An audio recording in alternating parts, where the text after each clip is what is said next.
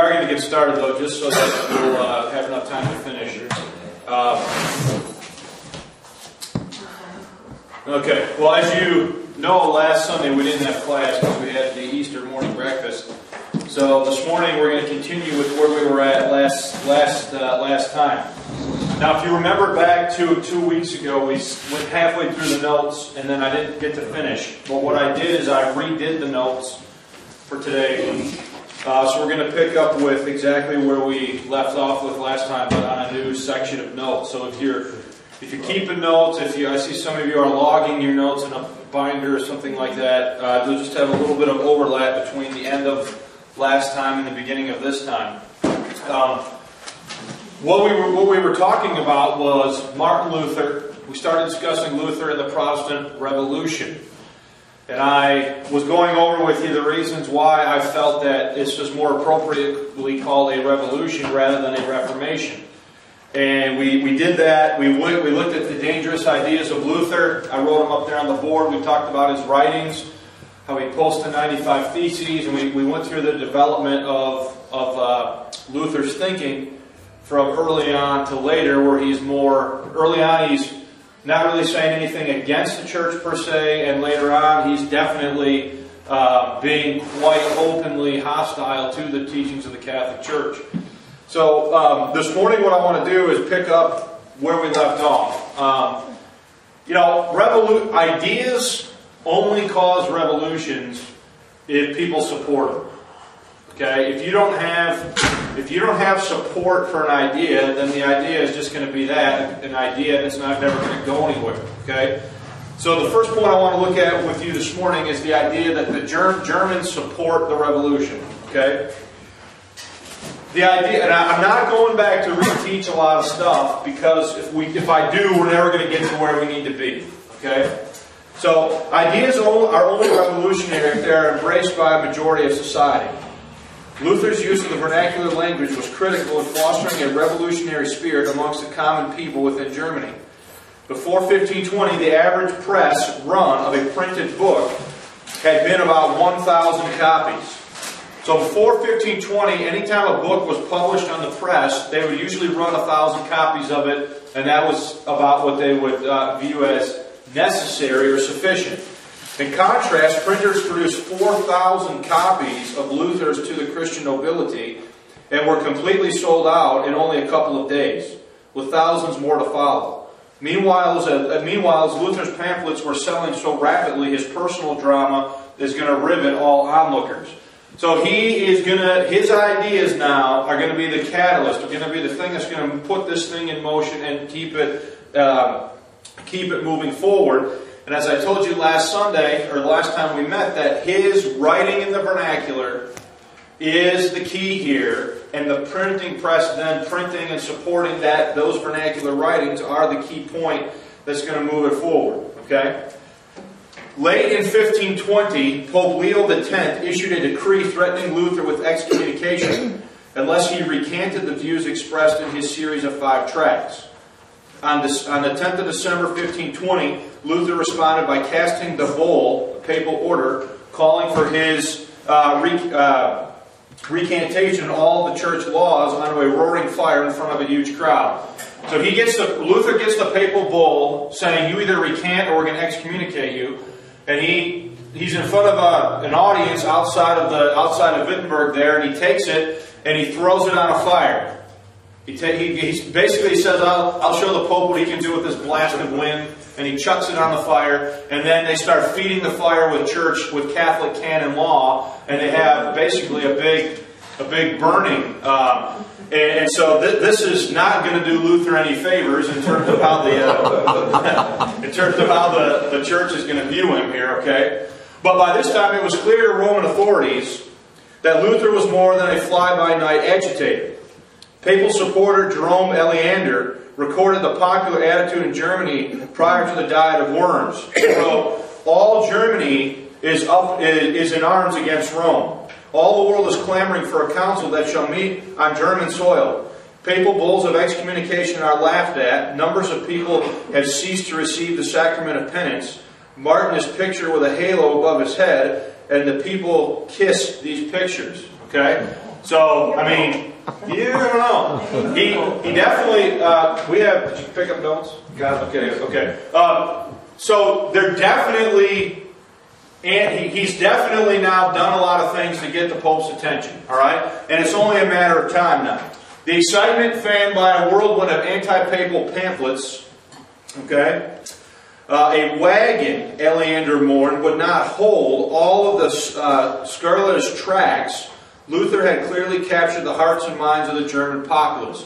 So there's so much stuff that is being printed at this point that the church cannot even contain it or really be aware of everything that is being said, done, and printed by Luther against the church. All right, so was the church using the printing press also at this time, or were they still depending upon their own scribes?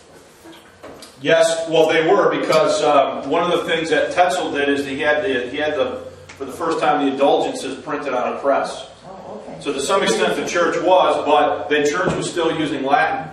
Oh, okay. And so they actually hate Luther because they view him as fighting unfairly. Okay? Because he's using his pen, his sword is his pen, in other words, and he's using the vernacular, and so they're really angry with him because he's not fighting fair, so to speak. Okay? Now, on 11 December 1520, the day after burning of the papal bull, Luther took his final revolutionary step and proclaimed that no man could be saved unless he renounced the role of the papacy. The monks had excommunicated the Pope. Upon receiving words of these events, Pope Leo X excommunicated Luther and released him to his lay overlord, Elector Frederick the Wise, for proper punishment. Instead of burning Luther at the stake, which would have been the customary punishment for heresy, Frederick claimed that Luther had not received a fair hearing and brought him in January 1520 to be examined by a diet of princes of the Holy Roman Empire convening in the city of Worms. So here is a key turning point, okay? Prince Frederick the Wise supports Luther, all right? He does not turn him over to be executed and burned at the stake. He supports him and says he hasn't had a hearing, and he appeals to the Emperor of the Holy Roman Empire for a hearing. And actually, it's quite the little politician in the way he does this, and says, you know, your grandfather promised that no German would ever be tried without a hearing by Germans. And so he manipulates within the law, so to speak, to get Luther a hearing at Worms. Okay? So, the German problem now fell into the hands of the young, newly elected Emperor Charles V, who was under oath to defend the Church and remove heresy from the Holy Roman Empire. As the grandson of Ferdinand and Isabella of Spain, who are famous for what, by the way? Sending out Columbus. Okay. Charles not only shared his grandfather's desire for a moral reform of the Church, but also her adherence to the doctrines on which the Pope was the guardian. So in other words, is Charles staunchly Catholic? Yeah, he is. He is. He's staunchly Catholic. His grandparents are staunchly Catholic in Spain, and he is sort of going to be viewed here as the protector of the Church within the German states. Okay? So, viewing Catholicism, in case this may be more clear here, viewing Catholicism as the glue that held his far-flung empire together, Charles had no sympathy for Luther. On the 18th of April 1521, the second day of questioning, after a rough first day, Luther uttered his now famous response in German.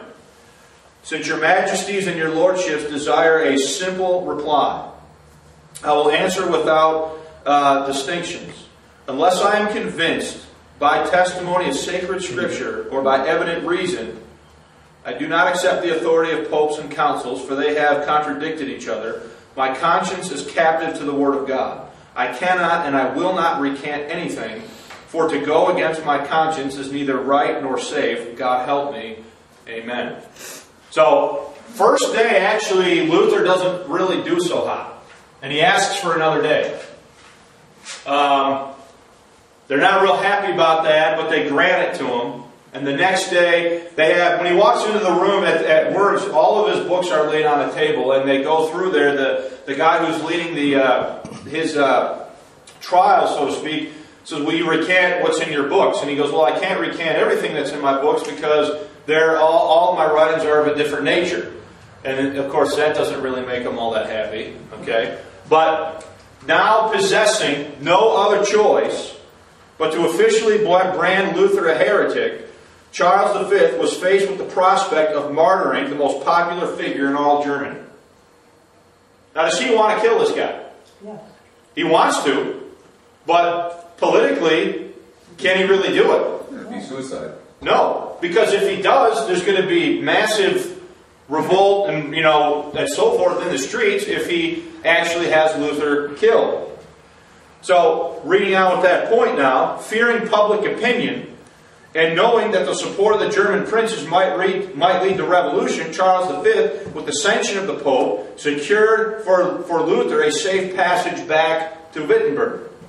Now, if you remember who else was promised safe passage and conduct to a papal meeting, to a church meeting, who was betrayed by an emperor and was burnt at the stake? John Huss. Okay? Frederick the Wise and some of these other German princes are all too familiar with what happened to Huss. And so despite the fact that the Pope has assured him that he'll have safe passage, they arrange for Luther to be kidnapped. Okay? Despite these promises, Luther's supporters feared that he would face the same fate as John Huss, who was murdered while making a similar journey despite the promises of an earlier emperor. In a piece of superb melodrama, he was kidnapped by a group of bandits and held in captivity at Wartburg Castle from May 1521 to February 1522. Elector Frederick the Wise had pressured the reluctant monk to consent to the kidnapping, so that Luther could be protected without Frederick laying himself open to the charge of harboring a heretic. So this is all mastermind here. Luther agrees to it so that the prince that's protecting him can say, I don't know anything about it, and not be putting himself in jeopardy with the Catholic authorities. Okay? So he's kidnapped by his friends. He's hidden away in Wartburg Castle, and he's basically secluded there for a time while other things are going to start to play out here. But this is where Luther is going to end up for over a year, essentially, okay, for quite a while. Any questions about any of this so far? We've always been taught or heard that Luther had nailed his thesis to the door. Is that a wives' tale or just... No, that's true. That was common standard procedure in the scholarly world of that day to post your ideas on the door, like a bulletin board. Yeah, he definitely actually did that. While in Wartburg, Luther began making his landmark translation of the New Testament into German, thus implementing his own demand that God's Word be made available to all people. Now, I'm going to say more about that next week. I have a whole point that I've planned out next week just to talk about Luther's German Bible. Okay? So right now, all I want you to know is that it's while he's in exile here in Wartburg Castle that he starts and makes considerable progress on the translation of the New Testament into German. Okay? Meanwhile, on the 22nd of May, 1521, the Diet of Worms issued its official edict. The council ruled that beginning on the 15th of April, 1521, Luther was to have 21 days, after which time no one was to harbor or aid him in any way. Moreover, his followers were condemned, and his books were ordered to be burned anywhere they were found. That shouldn't surprise you. The church has been burning books for thousands of years. Is that a complete sentence, though? I mean, after Luther was to have 21 days, after which time? Should there be, he was supposed to give up or something? Was there supposed to be something more to that sentence? It's not a period. It continues on. Where are we at? After which time no one was to harbor. Meanwhile, on 26. Yeah, or aid him in any way. After 21 days, after which time no one was... I see, okay. At this point, Luther's hopes of reforming the Catholic Church had been dashed. But there was an alternative, a dangerous, radical, and groundbreaking possibility that was open to Luther. Thanks to his being backed by German princes, he could create a new church and start all over again. Luther's ideas were now being backed by secular principalities and powers, thus providing a formula that would soon lead to violence. Okay? So, now does he at this point, is it abundantly clear that there isn't going to be any reforming the Catholic Church? Okay? He's a heretic. He's been excommunicated. If he's caught up with it in this time period, they're going to kill him. And the only other option that he has is to do what? Form a new church. Okay? And now does he have the support of some high-ranking people within Germany who would back him in doing this? Okay? So he's not going to get anywhere here if he doesn't have princes, German princes, that are willing to put their own neck on the line to support him here. Okay? So, while in exile at Wartburg Castle, disguised as a minor nobleman and living under the assumed name Junker George, the revolt against Rome spread without Luther's direct leadership. In town after town, priests and town councils removed statues from the churches and abandoned the Mass. New reforms, many of them far more radical than Luther, appeared on the scene. By far the most critical development during Martin's stay at Wartburg was that German princes, dukes, and electors were defying the condemnation of Luther by giving support to the new movement. Alright, so now they are openly rebellious to the church. Now, if you can remember back to 2 weeks ago when I started the lesson on Luther, remember I told you there were already forces in play within Europe at the time of Luther that were moving towards, that made Europe ripe for this revolution to occur here. Okay? And one of them is, again, that these German princes, do they like paying taxes to the Catholic Church? No. So now, are they seeing an opportunity to break away from that? Now, I don't want to be too cavalier about this. Did some of these German princes legitimately believe Luther's teaching? Yes. However, were there some that probably could have cared less one way or the other, and were only supporting him because they viewed it to be politically advantageous to themselves? Okay? So you got to understand that you got both things in play here. Just one second. But for Luther,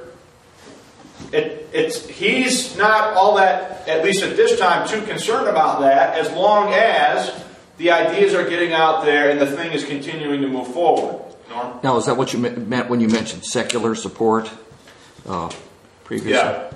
Yep. Okay. No matter how influential Luther had become within the German populace, his cause surely would have failed had it not been for the decisive intervention and support of constituted political authorities.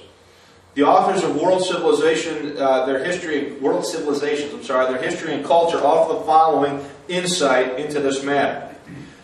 And I think this is pretty good. There have been heretics aplenty in Europe before, and we already know who's calling who heretics here. But most of them had died at the stake, as Luther would have done without intervention from Frederick the Wise.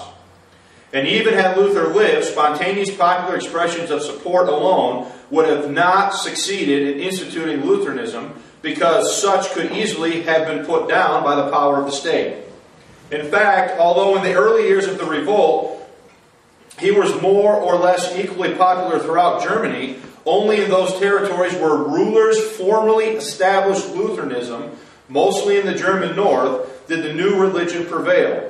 Whereas in the other, Luther's sympathizers were forced to flee, face death, or conform to Catholicism. In short, the word of the prince in religious matters was simply law. So you cannot escape the reality here that this is going to go nowhere if these secular princes do not support the movement. Okay? Now that's going to end up somewhere that you don't want it to end up. Because it's ultimately, this new church is once again going to be, its power is once again going to be tied back into the what? Government. The state. And what's one of the things that Luther said shouldn't happen when he criticized the Catholic Church originally? Is that you shouldn't have this union of church and state. The church should not be the state. Well, it's sort of a catch-22, because without the power of these princes behind them, does Luther's movement die? Yeah, but at the same time, are the princes ultimately going to control what's going to happen within the movement? So you have two phenomena here that are, one is good and the other one is bad. So we'll talk more about that also next week, but you have to understand what the forces here that are at work within this situation. The German princes that chose to support Lutheranism did so for a variety of reasons. Some truly believed and embraced the movement's doctrinal teachings. Others did so for their own economic and political gain. In addition, am I missing one? Yeah. Yep. This thing is doing this every week now, where it's taking my things and flipping them, and I can't figure out why.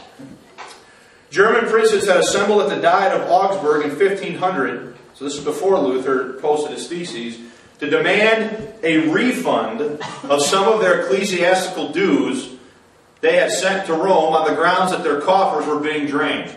Okay, so that's 1500. Okay, 1500. The German princes meet at Augsburg and say to the church, "We need some of our money back." How do you think that went? Yeah, go take a hike. Right? 1516, Luther does what? Nick, is it 16 or 17? What did I say before? I'm getting all my 17 is getting my dates confused now. Okay, so you go back as far as 1500, and are the German princes already protesting the amount of money they're paying to Rome? Okay, so back to the notes. As one might expect, these results fell on deaf ears within the Vatican. With the emergence of Lutheranism, many German princes were quick to perceive that if they embraced this new religious movement, ecclesiastical dues would not be sent to support foreigners, and that much of the savings would directly or indirectly wind up in their own bank accounts. So is there economic reason here in the 1520s now to support Luther? Okay? So now I'll go back. In addition to the economic matter of taxation, the larger political issue in the early 16th century was the search for absolute governmental sovereignty. Throughout Europe, the major political trend in the years around 1500 was towards making the state dominant in all walks of life, religious as well as secular. So there's a trending away from the church having absolute power here. Okay? And this is all a part of that stream or that flow of history. As a result, many rulers fought for the right to appoint their own church officials within their own realms, thus limiting the independent jurisdiction of church courts. Consequently, many German princes seized the revolutionary religious ideas of Luther as their chance to assert their political independence from the Catholic Church. So you have a few issues here with the German princes. Some of them are religious. Some of them are doing what they're doing for religious reasons. They agree with Luther. Okay? Some of them are economic. They just want the money, and some of them are what? Political. Okay? While individual religious beliefs no doubt played a part in the power grab, the most common aim was the gaining of sovereignty by naming pastors, cutting off fees to Rome, and curtailing the jurisdiction of the church. In the end, what the German princes were not able to secure through negotiation, they were prepared to wrest by force. Now, remember our definition of a revolution. The transference of power and property in the name of an idea. Okay? Who supplied the ideas? Luther. Okay? Is he being supported now by the German princes? The German princes, are they prepared to use force to get all the changes that they want to get? Okay? So, if you look at the next point there, this revolution is now going to turn what? Violent. Okay? Now, before we get into that point, are there any questions?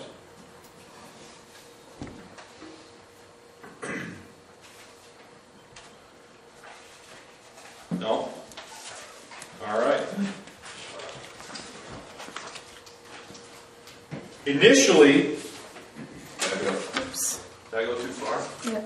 Using Barzum's definition of a revolution,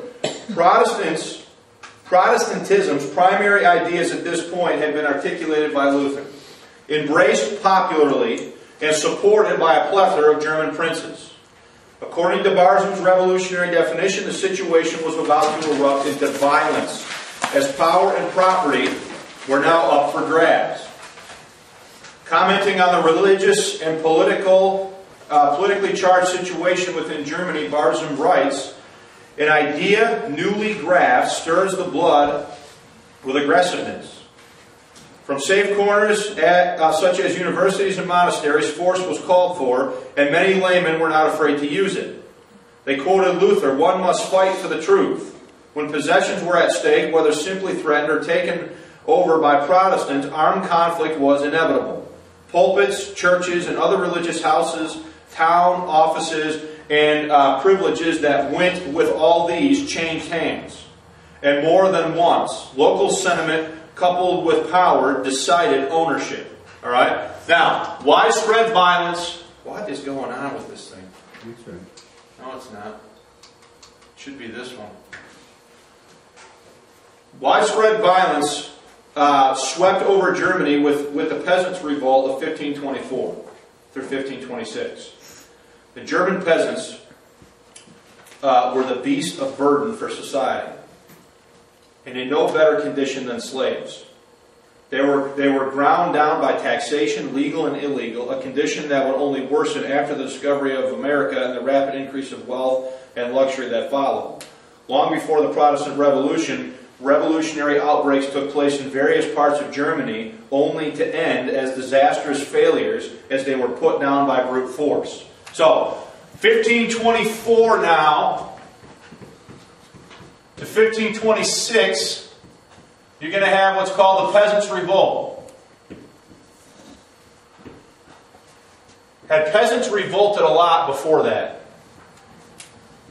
I don't That's the point. know. Have they? Yeah, they had. Yeah. But the difference, though, between revolts before this and this one is that was there a unified church to squash the rebellion? Yeah. But now is the church split. Okay? So even this revolt now, so what the peasants are going to do is they're going to use the ideas of Luther now to justify what? Revolt and rebellion. All right? Against any form of political authority. I have no idea what is going on with this thing. So let's just forget it and use the notes. Sorry about that. We're on page 4, about halfway down.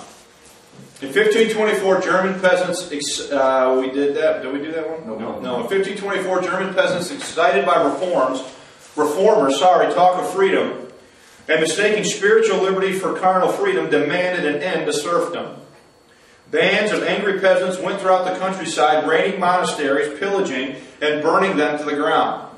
In addition, the peasants also demanded the right to choose their own clergy, be paid by their rulers for extra services performed, and claim rights of land ownership. Now, I don't care whether you're a Protestant prince or a Catholic prince, do you want the peasants doing that? No. Okay? So what's going to happen? These Lutheran princes and these Catholic princes are all going to agree about one thing. And the one thing they're going to agree about is none of them want that. Okay? So, initially, next point, Luther supported the peasants. However, he turned against them when Thomas Munzer massacred the inhabitants of Weinsberg and burned castles and churches. In a venomous tract, Luther urged the German princes to use whatever means necessary to put down the revolt. In response, both Protestant and Roman Catholic princes united their forces against a common enemy and successfully put down the rebellion, slaughtering over 100,000 peasants in the process. Okay? Now, isn't it fascinating that the Catholic princes are now taking orders from Luther? Luther writes, hey, princes, you got to put down this rebellion. And the Catholics say, okay, let's go do it. And they side up with these Lutherans to squash the peasants' revolt. And they kill over 100,000 peasants in the process. Probably unnecessarily. Okay? They didn't need to do that to end the revolt. Now, Luther's behind what he was thinking is that he didn't intend to have war with his, right? I mean, he's not on the side of political or economic or, well, religious, but that's all, right? I mean, Luther is appalled. He's appalled by the initial revolt. But then he's equally appalled by the means that the princes used to stop the rebellion. Oh, right. So he's appalled that the peasants rebelled in the first place, and the massacre and the devastation and destruction that they inflict. And then he calls for the princes to intervene. But when he gets out of prison and he sees what the princes have done, then he's equally appalled by that as he was, with the thing in the beginning. No wonder he was kind of depressed. Was it widely known that he had written this to encourage the revolt to be stopped? It was fairly widely known, yeah, that he the whole thing went away that he never wanted it to go. Yeah, I think so. Okay, because he wasn't calling for violent revolution, but you got to put yourself in the mindset of a peasant. Do you have any rights? No. Here's this guy talking about the freedom of a Christian, talking about fighting for the truth, so on and so forth, and they use that as their reason for rebelling against the political authorities. Well, we did that in our revolution too. I mean, Oh, of course. They're doing it today in Libya and in Syria. The peasants have arisen again. Right? For political reasons. Well, I don't know. Yeah. Luther, let's see here. So here you have the next point. Luther responded to the carnage by calling the nobility devils for their brutality, but the damage has been done. The ultimate result was that Luther lost the trust of those he had initially sought to help him with his reforms. Despite losing much of his popular support, many northern German princes continued to support Lutheranism. Okay? The temporary truce between Protestants and Catholics did not continue after the end of the Protestant rebellion. Big surprise, right? It would not be long before religious antagonism would erupt into full-scale war. Germany would witness 23 years of war with sporadic breathing spells as two unstable leagues of princes, Protestant and Catholic, sought to establish the dominance of their own faith and governmental power. Even though that edict issued at Worms in 1521 was binding, Charles V was too preoccupied with wars in France and Italy to enforce its ruling. Okay? So, in other words, is Luther getting a pass? Is Luther still, if at any time could the church have decided to enforce the edict and kill him? Yeah. Okay. But he's being protected to some extent, okay? He's living in safety, the relative safety of the northern German states, where there are princes that support him, okay? In the years following Worms and preceding the outbreak of open hostilities, the German princes had begun arranging themselves on one side or the other, with the northern Germany primarily supporting Lutheranism, while the southern states remained loyal to Rome. In 1524, papal legates succeeded in organizing a League of Roman Catholic Princes in southern Germany. In 1526, the First Diet of Speyer convened to consider the demands of the Catholics that the Edict of Worms should be enforced, and the counter-proposals of the Protestants that religion be left free until a general council under German auspices should adjudicate the disputes. So again, even these Lutherans here, ultimately they're saying, what? Well, we got to have a council to decide this. Now, is that what Luther would have said? Not if we go back to those dangerous ideas we talked about last week, where he says that the final authority is only what? God's word. It's only Scripture. So here you got the politics now involved, and they're saying, well, we got to have a council. we got to have a meeting to decide the issue. The council ruled that pending the findings of future diets, each German state and religion should so live, rule, and bear itself as it thought it could answer to God and the emperor. Furthermore, it was decided that no one should be punished for past offenses against the Edict of Worms, and that the Word of God should be preached by all parties, none interfering with the others. The revolutionaries interpreted this recess of Speer as sanctioning the establishment of Lutheran churches, the religious autonomy of each territorial prince, and the prohibition of the Mass in Lutheran areas. While the Catholics rejected these assumptions, Charles V was too preoccupied with other matters to do much about the situation. Yeah. When you say the emperor, you said the emperor a couple times previous. Are you talking about the Pope, or are you talking about the German emperor? Charles V, who was, by the way, put in power by who? By the Pope. In February 1529, having settled the majority of his foreign distractions, Charles V ordered that the Diet of Speyer be reconvened. Possessing a Catholic majority, the Second Diet of Speyer repealed the recess of 1526 and passed a decree permitting Lutheran services but requiring the toleration of Catholic services in Lutheran states while completely forbidding Lutheran preaching in Catholic states, thus enforcing the Edict of Worms. Okay? You following that? On the 25th, yeah. Basically got local governmental authorities deciding which church is going to be... Well, now you get the council with the emperor presiding. And he says, okay, this is a simple breakdown. Is he Okay? basically providing states' rights? No, I wouldn't go that far. In the north is primarily what? Lutheran. Lutheran. The south is predominantly what? Catholic. Catholic. So what they're doing, the Second Diet of Speyer, is saying, okay, you Lutherans, you can practice that up there, but you got to make allowances for what? For the Mass. In the meantime, the Catholics down here in the south are not mandated to make allowances for who to worship? Lutherans. So the Catholics use their majority power to try to enforce now the Edict of Worms from 1521. Okay? So they're going to allow these northern states to practice Lutheranism openly, but they're also mandating that they allow the what? The Mass. Meanwhile, in the Catholic states of the south, they're obviously not going to allow what? The Lutheran service. So the Lutherans are going to view that and say what? Well, That's not fair. Okay? And obviously it wasn't. Okay? But has the church done anything that's been fair? In 1530, the religious and political situation within Germany was an absolute mess. Philip Schaff offers the following assessment of the situation.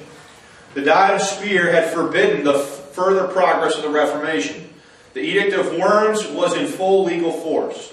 The Emperor had made peace with the Pope and received from him the imperial crown of Bologna? Whatever. Bologna. It's all baloney anyway. So. The Protestants were divided amongst themselves. At the conference at Marburg had failed to unite them against the common foe. Now we'll talk about that too. That was a meeting between Luther and Zwingli, the Swiss reformer. Okay? There was a movement to try to get the Lutherans and the Swiss reformers on the same page so that they would have a more united front against the Catholics, but Luther and Zwingli could not agree on the issue of communion and the Lord's Supper. Okay, we'll talk about that next week. But anyway, at this point, they failed to come up with any sort of arrangement. At the same time, the whole empire was menaced by a foreign power.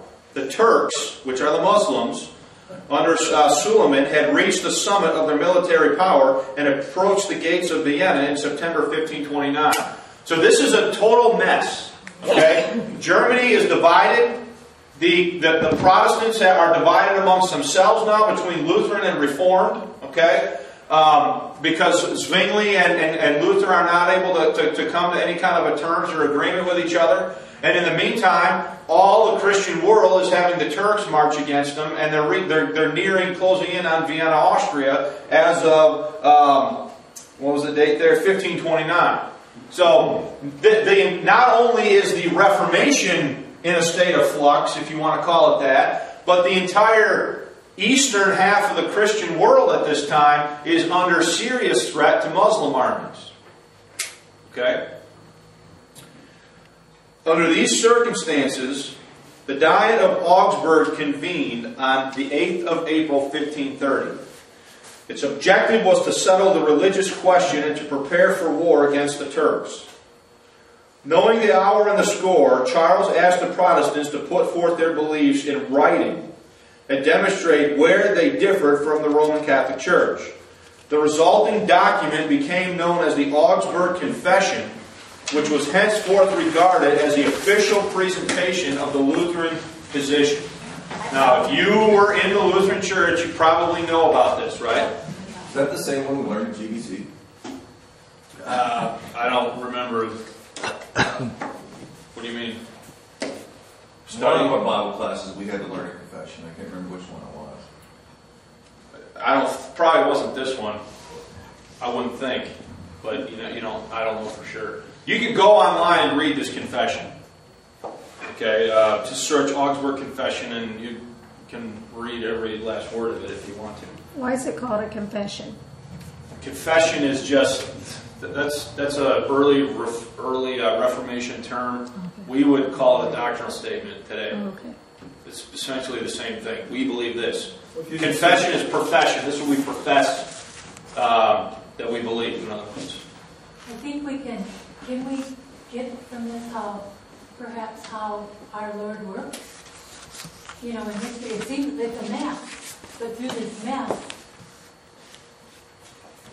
through these wars even, these confessions come where you can have, and you can read and discuss, and, isn't it fascinating, kind of like? But it's not a clean issue. It's Luther probably in his mind says, you're going to stand and look what it's produced, but what's come out of it is the Reformation, that's why we're here, right? So can we learn something about how God works in the world today? That's what I'm thinking. God works in the world today through His Word working in believers. So to the extent that Luther stands up for that truth and that Word, you can say it's God working. To the extent that man agrees with that and stands up for that truth and that truth works in him, I think you can say it's God working. I don't think you can say that God works in the mind of Charles V, the Catholic Emperor of Spain, to get him to do the A, B, or C. Other than the extent of the courage of the believer to stand up. Let's face it, what these guys do in drafting this confession, it is a courageous act because they easily could have been strung up in the street right after they presented it. Okay? And you read the Augsburg Confession, and there's quite a few things in it that you and I would agree with. Right. Okay? But, again, not all of it, but to the extent that they stand up for truth, and to the extent that standing up for truth causes a recognition, I think you can say, yeah, that's God working. And the same process would happen today. Well, we've already studied, haven't we, how there have always been people that never were a part of the Catholic Church, that never adapted or accepted papal authority, and all those sorts of things. And that's why, so there's always been those believers that were not willing to do that, and who were willing to stand for the Word and not tradition, councils, and and all that sort of thing. And even these Protestant confessions, they're going to become for the Protestants what they were for the Catholics, because now you go into a Reformed church and you ask if they're able to think outside of that confessional statement. That's why it's called a confession. Yeah, you are bound. If you're going to be in that denomination, you are bound to the terms of the confession. And even if you go to a Reformed church today or in some Lutheran churches, they cannot get away from that type of confessional thinking in how they view themselves as a denomination. Okay? So, they're not gonna like us, they're coming in to ask questions. And they don't like that kind of stuff. No. Where are we again? The document. Oh yeah. Now, somebody's going to have to help me out with this guy's name. The document was drafted by who? Melanchthon. Who? Melanchthon. Melanchthon? Melanchthon. Melanchthon. Okay, that guy, a student of Luther's, who being under imperial ban was not present at the meeting. So Luther's not going to go to the meeting. Okay? His right-hand man here, the guy's name starts with an M, he's going to draft the confession, and then the German princes that are in agreement are going to go to Augsburg to present the confession. But Luther does not go. Okay? Because if he leaves where he's at, he's very probably going to be killed. Alright? So, despite being absent from the diet, Melanchthon, right? Right. Consulted his teacher and composed a two-part treatise outlining the articles of faith which Lutherans and Catholics share in common, as well as those that were unique. The Swiss portion of the empire, being followers of Zwingli, refused to sign the Augsburg Confession and submitted their own document. Charles V attempts to reconcile the views of the revolutionaries with Catholic rebuttals failed. As a result, the Roman Catholic majority claimed that the Protestants had been refuted, resulting in Charles' decree that they had until April 1531 to submit to papal authority. Okay? Unwilling to capitulate, the Lutheran princes met at Schmalkalden, I guess, and formed a defensive league, which bore the name of the town in which it was formed. Over the next 23 years, Germany existed in a state of almost constant warfare as leagues of Catholics and Protestants sought to establish their own political and religious dominance. In 1532, a temporary truce was struck between Charles V and the Schmalkalden League in order to defend the region against the Turkish invasion. However, during the intermittent time, Protestantism continued to spread throughout the empire. When conferences between Protestants and Catholics held in 1540 and 1541 at Charles V's request failed to bring peace, the emperor sought to eradicate Protestantism from within the borders of the empire and restore imperial obedience within Germany. In order to accomplish this goal, Charles declared under the ban Philip of Hesse and Elector John Frederick of Saxony, the nephew and successor as Frederick the Wise, who had aided Martin Luther. In the ensuing war, both Protestant princes were defeated and imprisoned, and Protestantism appeared to have been destroyed. So eventually this will get to the point where the Catholics just try to wipe it off the map. Okay? In actuality, the revolutionaries were far from being snuffed out, as large portions of the populace still embraced Luther's teachings. When war broke out again this time, the Protestant princes were aided by the King of France, who was awarded the border cities of Metzel, Toul, and Verdun for his support in the revolutionary cause. With French strength behind them, the Protestants defeated Charles V's forces and nearly captured him in 1552. Arms and circumstances so favored the Protestants that they demanded everything. They demanded everything. They were to be free in the practice of their faith in all German territory. Catholic worship was to be forbidden in Lutheran territory. Present and further confiscation of church property were to be held valid and irrevocable. Yeah, you know the word. Okay?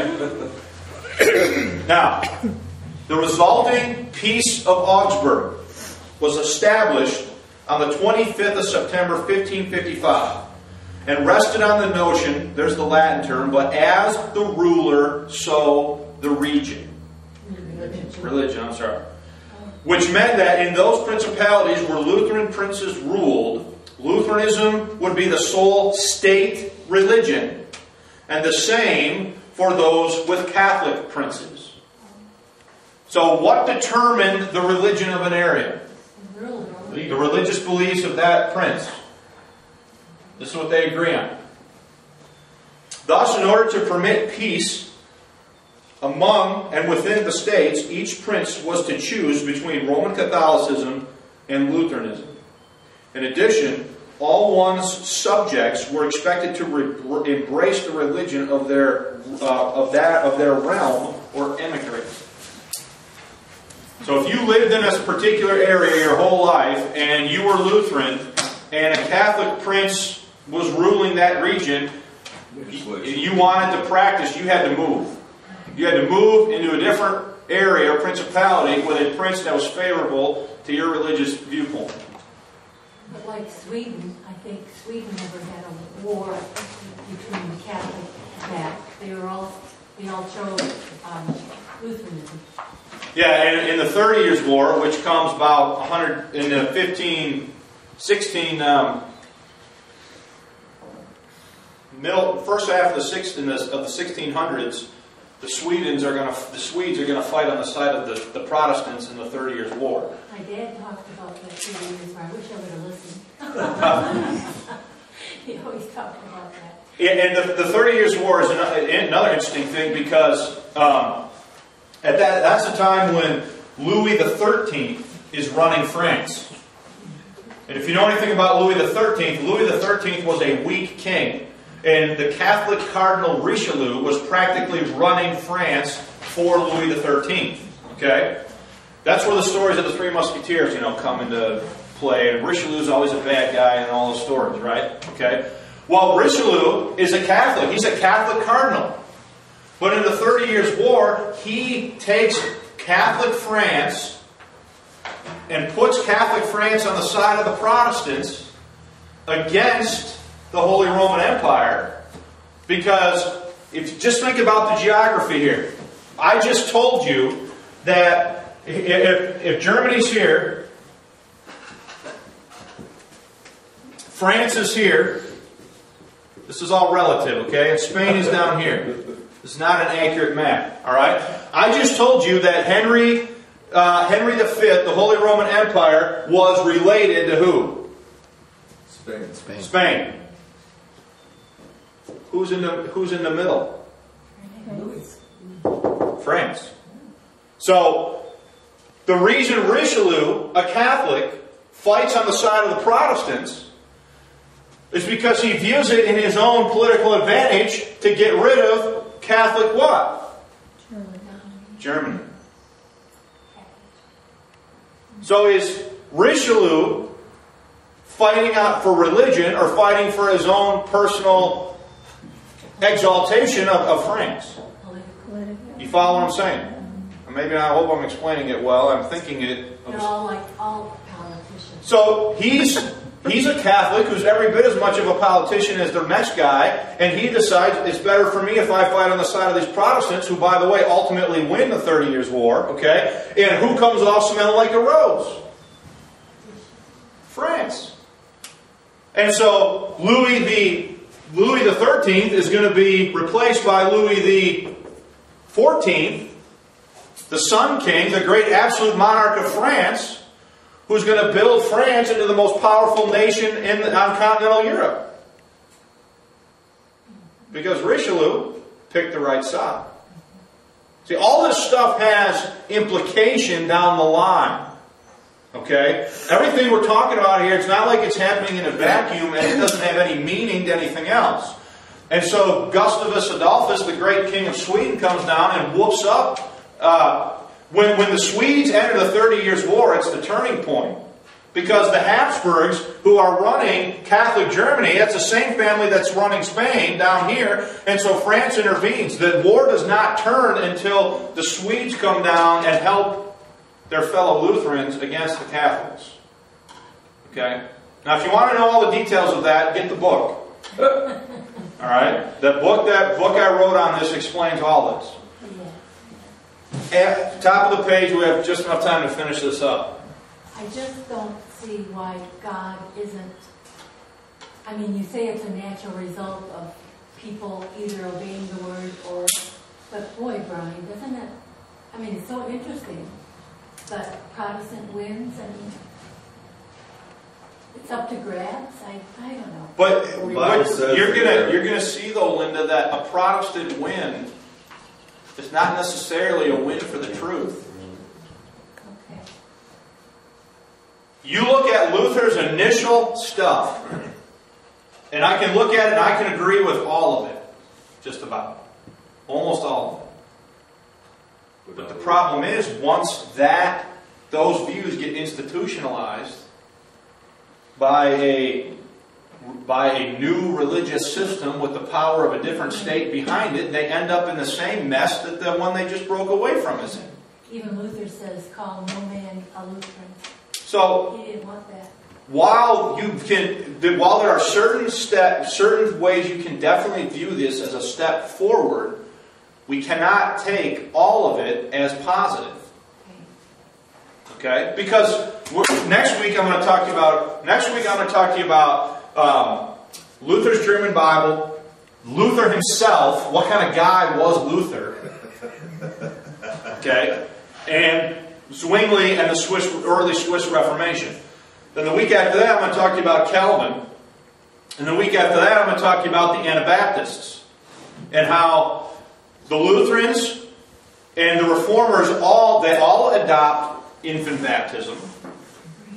They adopt it as necessary as part of their salvation process.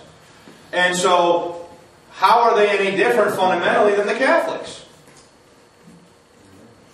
And then both the Catholics and the Protestants are going to slaughter the Anabaptists because the Anabaptists don't agree with them about water baptism. Right, they want adult. What's Anna mean? To baptize again is what the word means. Oh, okay. So the Anabaptists are going to take what you and I would recognize probably as a traditional Baptist or modern Baptist standpoint, is you shouldn't baptize anybody unless they're old enough to give clear proclamation and a testimony of faith in Jesus Christ. Well, that goes against the Catholic view and the Reformed view, so they're going to get it from both sides. All in the name of Christ. Okay? Let's finish these last 2 points. As such, the Peace of Augsburg was a historical milestone, inasmuch as Catholic rulers for the first time acknowledged the legality of Protestantism. Okay? However, it bode ill for the future in assuming that no sovereign state larger than a free city could tolerate religious diversity. Moreover, in excluding Calvinism, it ensured that Calvinists would become aggressive opponents of the status quo, a reality that would always make the Peace of Augsburg tenuous at best. And the last point, the real winner was not freedom of worship, but the freedom of the princes. Each became like Henry VII of England, the supreme, Henry VIII, the supreme head of the church in his territory, with the exclusive right to appoint clergy and the men who should define the obligatory faith. It was the princes, not the theologians, who had led Protestantism to its triumph. They naturally assumed the fruits of victory, their territorial supremacy over the emperor and the ecclesiastical supremacy over the church. There can be little doubt that Protestantism fits Barzum's definition of a revolution. Luther and the theologians had articulated the ideas, while the political authorities transferred power and property in the name of the theologians' ideas. All right, any questions or comments about... I got to be honest with you, okay? When I was in Bible college, I did not get this understanding of the Reformation. It was not until I went out on my own and looked into these things for other reasons that I fully understood what all the issues were and the forces pulling the Reformation. Yeah. Now, was the Lutheran Church looking to levy taxes like the Catholic Church, and use it for their source, or was this a gain for the heads of state? What that last point I read is basically what it ends up with. We'll talk about this next semester. When Henry VIII breaks away, he becomes head of the Church of England, the Anglican Church. So now the Pope's not the head of the church, the king is the head of the church.